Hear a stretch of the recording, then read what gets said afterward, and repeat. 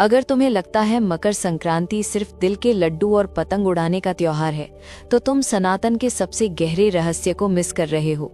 क्योंकि ये वो दिन है जब भगवान नहीं, ब्रह्मांड दिशा बदलता है, जब सूर्य देव अपनी चाल पलटते हैं और उसी क्षण मनुष्य के भाग्य का पहिया भी उत्तरायण की ओर घूमने लगता है।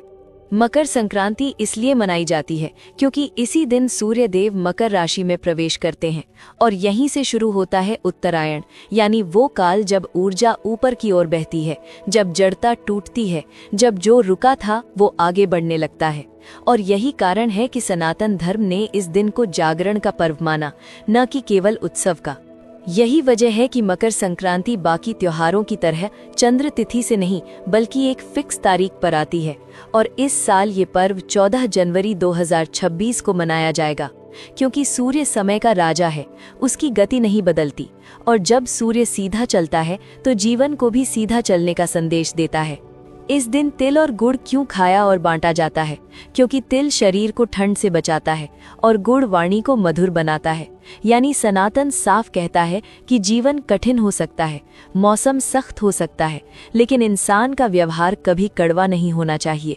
सुबह स्नान और सूर्य को अर्घ्य देना कोई कर्मकांड नहीं है, ये अपने भीतर के आलस्य, अंधकार और भ्रम को धोने की प्रक्रिया है। क्योंकि सूर्य को जल अर्पित करते समय मनुष्य अपने अहंकार को नीचे और चेतना को ऊपर करता है।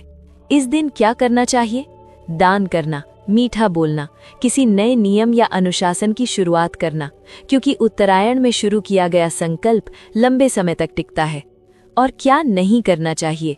झगड़ा, नशा, अपशब्द, ईर्ष्या और अहंकार, क्योंकि मकर संक्रांति सिखाती है कि जैसे सूर्य दिशा बदलता है, वैसे ही अगर इंसान अपनी गलत दिशा नहीं बदलेगा तो आगे का पूरा चक्र व्यर्थ चला जाएगा।